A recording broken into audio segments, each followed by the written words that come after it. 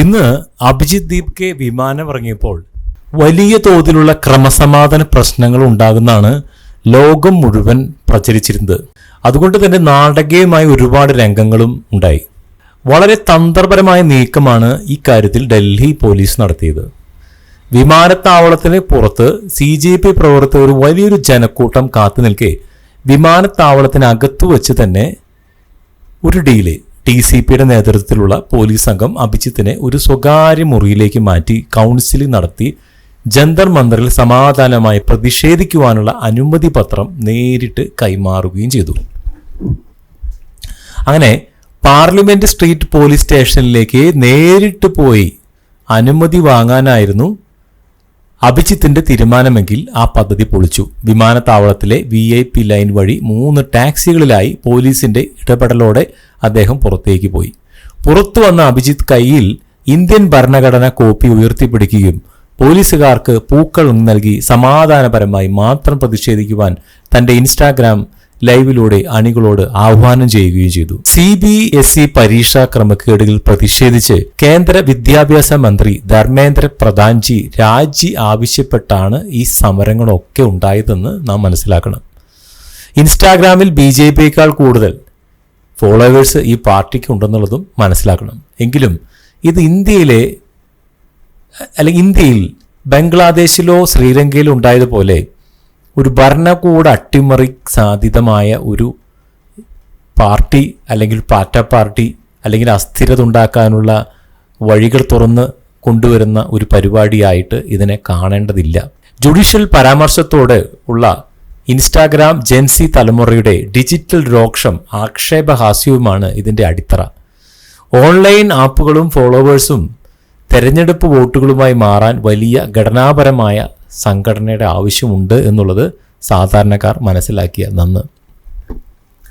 അണ്ണാ ഹസാരെയുടെ India against corruption എന്ന ശക്തമായ താഴെത്തട്ടിലുള്ള അഴിമതി വിരുദ്ധ പ്രസ്ഥാനത്തിൽ നിന്ന് ആപ്പുണ്ടായതുപോലെ CJP ഒരു ഡിജിറ്റൽ തരംഗത്തിലൂടെ ഒരു പാർട്ടിയായി ഭവിക്കുമോ എന്നുള്ളതാണ് BJPക്കാർ ഭയക്കുന്നതെങ്കിൽ അങ്ങനെ സാധ്യമാകുവാനുള്ള കാരണങ്ങളോ കാര്യങ്ങളോ ഇന്ത്യയിലില്ല.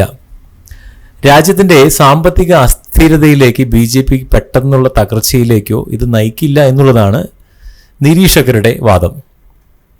അതുകൊണ്ട് തന്നെ കേന്ദ്ര സർക്കാർ ഇതിനെ ഭയപ്പെട്ട് ഇതിനെ നിർത്തേണ്ട ഒരു ആവശ്യമില്ല. യുവാക്കൾ ചർച്ച ചെയ്യുന്നത് തൊഴിലില്ലായ്മ, പരീക്ഷാ ചോർച്ച, അങ്ങനെ അതുവഴിയുണ്ടായ ജനരോക്ഷത്തെയൊക്കെയാണ് അവർ അവരുടെ മീഡിയയായ ഇൻസ്റ്റാഗ്രാമിലൂടെ പ്രതിഷേധിക്കുന്നത്. അത് കോക്രോച്ച് എന്ന പാർട്ടിക്ക് പ്രതിരോധിക്കാനുള്ള ഇന്ത്യൻ ഭരണഘടനയിലെ അവകാശവുമുണ്ട്.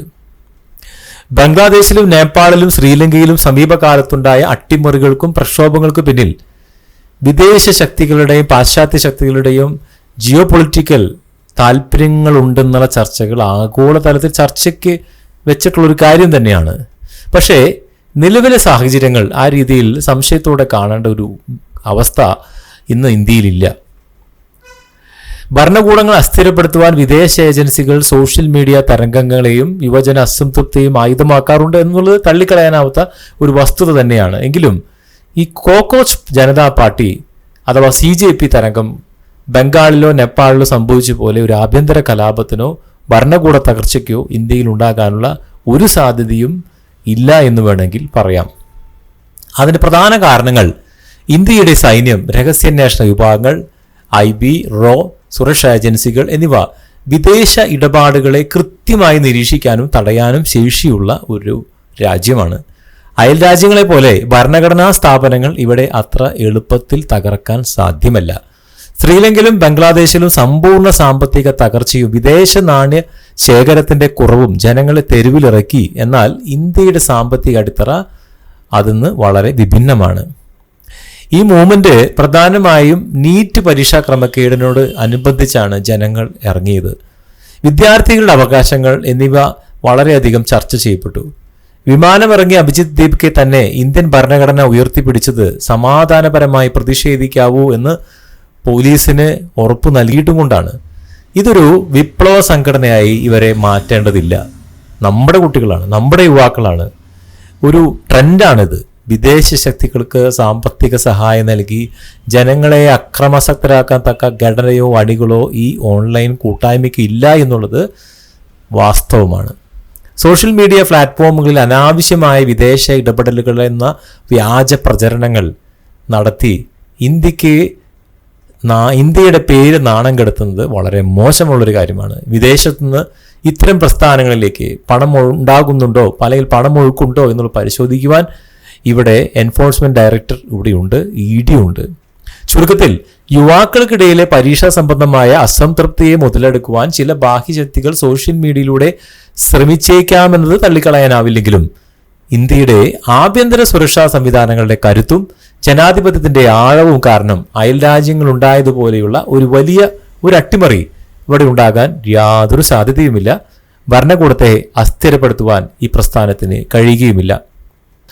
ചുരുക്കത്തിൽ ജനാധിപത്യത്തിന്റെ ശക്തമായ അടിത്തറയുള്ള ഇന്ത്യയിൽ വിദേശ ശക്തികൾ അത്ര എളുപ്പത്തിൽ ഒരു ആഭ്യന്തര കലാപം സൃഷ്ടിക്കുവാൻ കഴിയില്ലെന്ന് CJPയുടെ ഇന്നത്തെ കടന്നുവരവ് യുവാക്കളുടെ അവകാശങ്ങൾക്ക് വേണ്ടിയുള്ള ഒരു ശക്തമായ പ്രതീകാത്മക പ്രതിരോധമാണെന്നും വിദേശ അജണ്ടകൾക്ക് വഴങ്ങാതെ ഇന്ത്യൻ ഭരണഘടനയ്ക്ക് ഉള്ളിൽ നിന്നുകൊണ്ട് സമാധാനപരമായി മുന്നോട്ടു പോയാൽ മാത്രമേ ഈ ജനകീയ പ്രതികരണത്തിന് ഇന്ത്യൻ രാഷ്ട്രീയത്തിൽ എന്തെങ്കിലും ചലനം സൃഷ്ടിക്കാൻ സാധിക്കൂ എന്നുള്ളതും നമുക്ക് മനസ്സിലായ കാര്യമാണ്. കാത്തിരുന്ന് കാണാം ഈ കോക്രോച്ച് ജനതാ പാർട്ടിയുടെ മുന്നോട്ടുള്ള പാത എങ്ങോട്ടാണ്, റൈറ്റിലോട്ടോ ലെഫ്റ്റിലോട്ടോ അല്ലെങ്കിൽ എവിടേക്കാണെന്ന് നമുക്ക് നോക്കിയിരുന്ന് കാണാം.